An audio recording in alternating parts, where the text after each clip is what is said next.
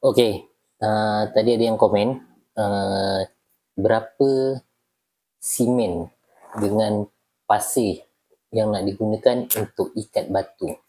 Okey, aku bagi tahu berapa simen yang nak digunakan untuk buat ikat batu untuk strength dengan berapa kuantiti simen untuk grade-grade yang boleh buat grade daripada kauda luar dengan buat So macam ni.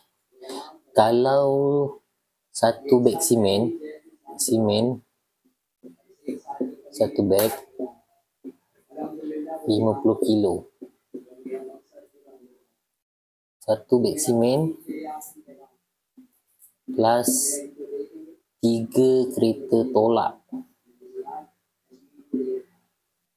3 nos untuk pasir. So, kalau nak buat simen yang bagus untuk ikat batu, dia punya strength, pakai satu beg simen yang 50 kilo tambah dengan 3 pasir. Satu beg simen 50 kilo tambah 3 kereta tolak pasir.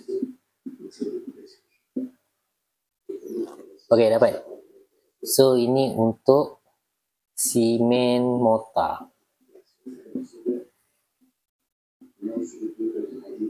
Ikat batu. Okey, dapat tak?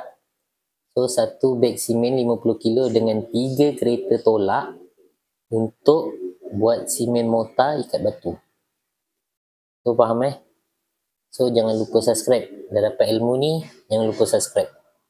So, satu beg ni lebih kurang RM28 macam tu lah. Alright, thank you.